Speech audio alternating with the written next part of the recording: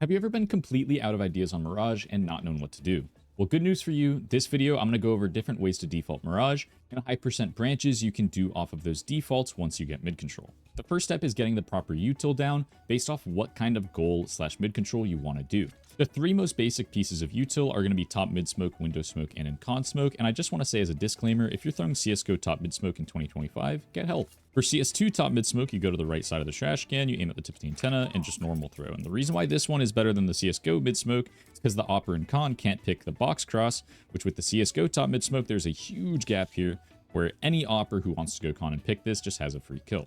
The next smoke is going to be the in con smoke from the same exact spot. You just aim at the second step up from the bottom, normal throw. And the next smoke is going to be the window smoke, where you go into this corner, and in the latest update, they mess with the window smoke, so this is the new one. You aim at the tip of this halfway to the white part of this wall, and hold D and jump throw. And that's just going to be in con smoke, window smoke, and then obviously the top mid smoke that I showed previously. Now, you don't need all three of these smokes for mid default. If you were to throw all these, it means you really want mid control and you want to get it extremely safely. I don't recommend throwing all three at the same time, just because it kind of limits your options as far as where you want to go. It completely eliminates going con fast. And yeah, throwing three smokes just for mid control is pretty overkill. Some other default mid control will be the underpass molly, which is normally what teams throw when they're doing a 1-3-1, which means one underpass, 3 towards top mid, and 1 A lurk. Because you're relatively low numbers on underpass, you really don't want to get peaked from that. And because you're only one guy on underpass, this underpass guy should take it relatively slow, because obviously he doesn't want to just get 1v1 while he's coming down these stairs, because these aren't great fights. So most pro teams have been throwing this molly just to the left of the A that mollies off underpass, and denies any oppers who wanted to drop underpass and pick top mid, or anyone who just wanted to rat around this area. Also, if you're not throwing in con smoke, then mollying it is fine, but if you're throwing in con smoke, don't molly it, because it will mess up the smoke. Now for flashes, we need at least 2. That will generally come as box flash or valley flash. You could also have someone over here throwing window flash. Let's say you just smoked top mid and you wanted to have a guy come through top mid smoke and peek window. You can throw the window flash that just threads the needle between these buildings, pops right here, and blinds anyone holding it. Notice how I'm saying all of this util is contingent on your goal in mid. Is the goal going to be to take con? Probably don't smoke it. Is the goal going to be to insert a guy into ladder? Yeah, and con smoke might be useful. This all depends on where you want to take and what pace you want to take it. If I want to take con fast, then sure, window smoke, top mid smoke, in con flashes, and you insert a guy into this area through their bottom con smoke with a flash from top mid guy. If you want to go up ladder fast, then sure, smoke in con smoke window and try and get into ladder with con flashes so that if they break the con smoke, they're blind and they can't punish. If we want to just do a slow standard mid default and kind of feel out, do we want to take ladder or do we want to take con? Then sure, window smoke, top mid smoke, cross a guy chair, cross a guy delpan, so that if the CTs refight mid, then you have some players inserted in good positions. And the goal of this default is kind of just a one size fits all. If the CTs fight mid, then we punish. If the CTs don't fight mid, then we take con or ladder. And this is why this is the most common default you see in pugs. It's just window smoke, top mid smoke, and just feel it out. The only thing is, once you get these goals, what's your plan? This is the most common mistake I see in my pugs. This is the most common mistake I see in my coaching sessions, is players will get mid control and will just sit here, maybe sit here, and just not know what to do. Or if we do know what to do, not have the agency to take the control by ourselves. Think of how many times you've gotten mid control with window smoke, maybe top mid smoke or in con smoke, and your team just sits around in mid and does nothing at all. The CTs, if they fight mid, you're in the open, so you're susceptible to flashes, you probably die. If the CTs push B, push A because you're heavy mid, it makes sense why they would push extremities. Then you get flanked, or you use all your util re-smoking windows so that mid feels super safe, but we can't plant mid, so we have no util to go to a site where we can plant the bomb. This is why the kind of util you throw in mid coincides with the goal you have in mid, and the goals you have in mid have certain util required to take them. Now that we have that out of the way, I'm going to go over the branches for how to split a site or why to split a site. And if you guys have skins you want to sell, go ahead and check out the sponsor of today's video, SkinPlace. The sponsor for today's video is SkinPlace. You have skins, right? Well, you can safely convert those skins into cash in just seconds on SkinPlace. Just log into Steam, select the skins you want to sell, choose from their wide variety of payment methods like Ethereum, Bitcoin, PayPal, and more. And once you put in your wallet address or PayPal, that's it.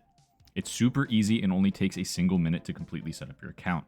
I traded 3 skins to SkinPlace, and after the trade hold is up, that money immediately transfers into my wallet. Use the link down below and get to selling. Don't forget to use code POLOCS for a 2% bonus on your first sale. And yes, that is a 0. Now let's get back to the video. So branches on a mid control would look like this. Now let's say we have window smoke down and top mid smoke down, and we want to pressure a con split with a guy boosting window. We'd probably do a 2-2 split, so 2 on top mid, 2 on underpass. These underpass players get up. The box guy will re-smoke window. After we get out mid safely, when the underpass players start coming up, we could also throw a flash for underpass players so they can cross con safely. So just something like this. And once they boost a guy into window, this is when we want to pressure the con split. So the window/jungle player will come over here, worried about top con. What this could look like is that one of the underpass guys who boosted comes close bottom con, one of the top mid guys goes close bottom con, and you have another top mid guy over here with a smoke, and you throw deep jungle smoke from just sitting on this wall, just bottom right corner of the door, just a little bit down. Go ahead and jump throw, and maybe throw another flash over con just to really sell the pressure. Off of this util, it might pull the jungle guy over here to spam smoke, break smoke, do something like this, and on this timing is when the window player will flank and shoot this guy on the side of the head. At the same time, you could have your A lurk throwing maybe an under balk molly where you go into this pillar, aim at this corner, and just go ahead and run throw once you hit this entrance. So that on your A split, when you're coming up con, you don't have to worry about under palace, you only have to worry about top balk and maybe ramp push. Let's say you want to boost a guy window and do a B hit and have him flank market.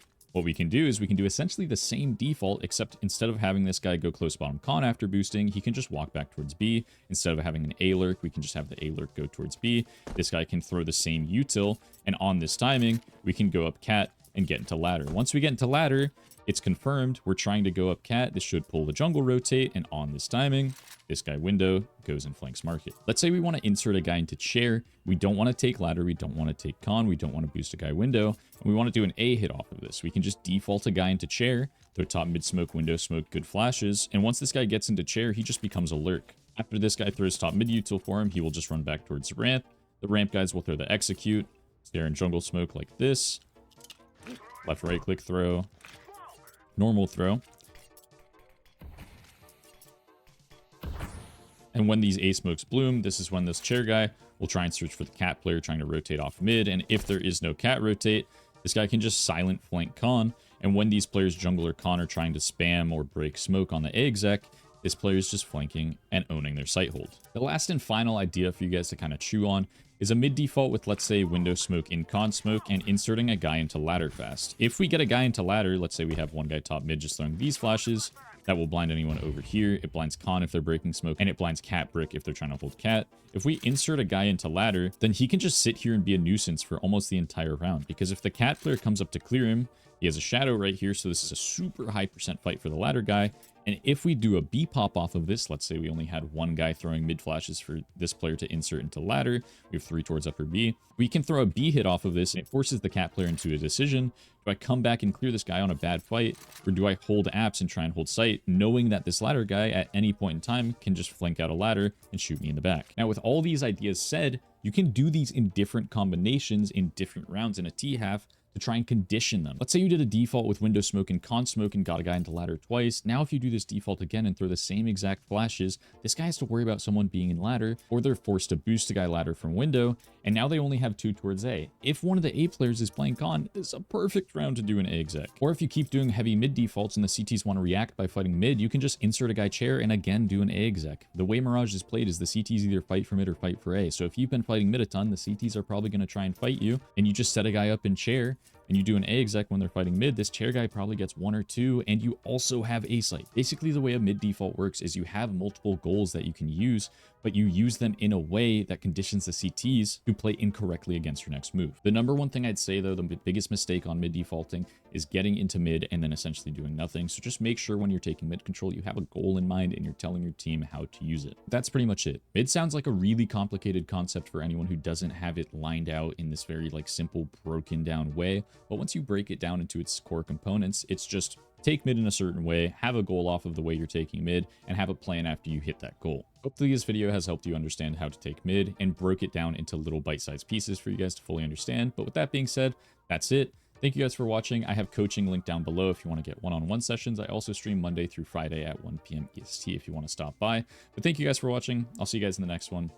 Peace.